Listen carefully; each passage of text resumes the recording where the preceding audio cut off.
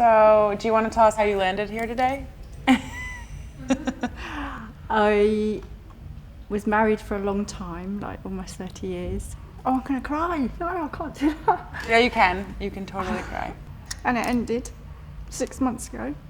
So I went on a website, dating site. I didn't know how I was going to meet somebody. My life is female. So I went on a website, which is really good for my ego. Met a guy online and said he'd meet me in a hotel in London. So that's what we did.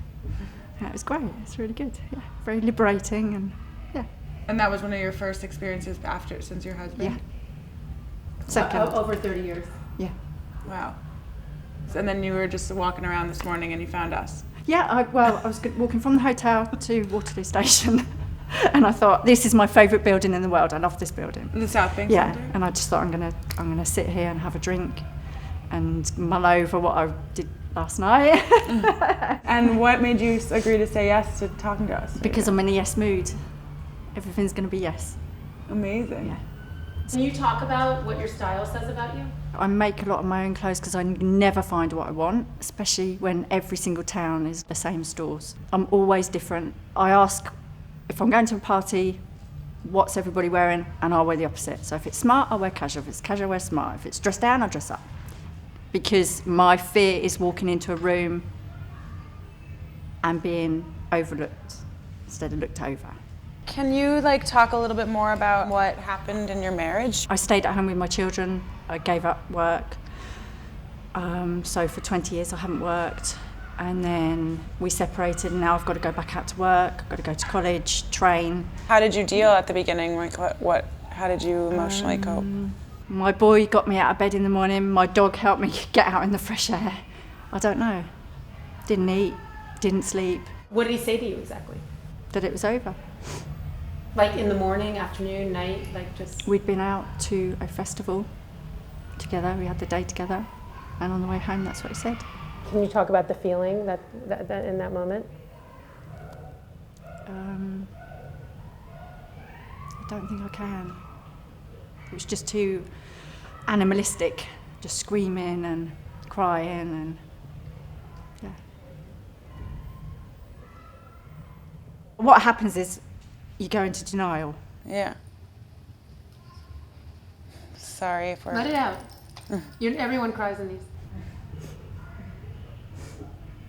And then you go to the other stage of bargaining and then anger when I did things that I shouldn't have done, but I did.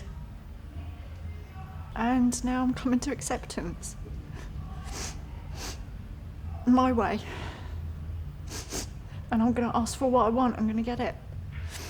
I want to meet in a hotel in London. I want a bottle of champagne in the hotel. I want it to be a nice hotel. My friend said I should laminate a list, just in case.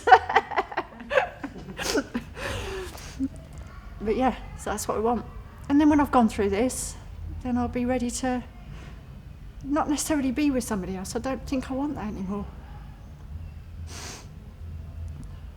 Find who I am. Like I say, for almost 30 years I was somebody's wife, mum, and I lost me, and now I'm finding me. I'm the capable, sexy,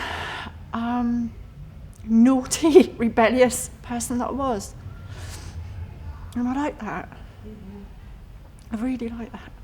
I've got brilliant friends, fantastic female friends. Really, really good. In fact, one of them said to me, I didn't know her very well. She said, I know this is hurting you, but I've got to know you through this. And that's really good. So everybody looked at me. I had the perfect husband, the perfect house, the perfect children. They thought I was one thing. And I would portray that in all my relationships. Because it felt nice, it felt comforting. And then when it's taken away from you, you've got to look at yourself again and say, it's not about comfort. I want to be pushed a bit more. So I've stayed in the house. Hopefully I can stay there. I have to go back to college. I'm going to do that in September, which is really exciting. I'm going to teach anything, whatever I can. LSA probably, just in the classroom and go from there. I have to start at the bottom. I haven't got anything behind me. What's the biggest insecurity? Being a good mum. I had a really bad mum. So I didn't have my children until I was 32, my first. And that's why I didn't have one earlier, because I was just going to be like her. And I'm not, which is great. She was drinking and she was sleeping around. There was different men in the house. We were never first. I believe that I'd given them independence. Really, I'd just bring them up to let them go. And me and my daughter, she says we're like friends, but I don't actually think I like that. There's only 2 people in the world that can call me mum, and she's one. Do you feel you're much more present? Yes, much more. Because I feel invincible. Nothing can be thrown at me now that's going to rock me. Where does that strength come from? I honestly don't know. It's just there. It is just there. And I thank God it is. But I've always been strong. I'm a strong character. When do you feel the most beautiful? It's not a one thing. It's not like putting on a dress or a certain lipstick or being completely made up. It can just come out of the blue, which is really nice. Like, for example, what's some recent moments? Walking along there, knowing that somebody's looking at me. Yeah, things like that. And then there's other things, like because I'm volunteering in school, having a great time with the kids and connecting with them. That's really beautiful. Why in your body, meaning in your skin, in your journey, in your experiences, and in your life? Why is it a good place to be? I just like it. I like its feel. I know how it works. I know how to come. I know how, and how to get there. And I know how to hug somebody. I'm not scared to show my feelings or emotions, or I know how to kiss. Yeah, they're all physical things. Sorry about that. It's okay. Yeah, I like it. It's good. Brings me pleasure. It's good. There's 2 things that I think I'm going to learn about myself through this. What? I need to connect inside myself instead of outside. Well, This is called What's Underneath. Yeah.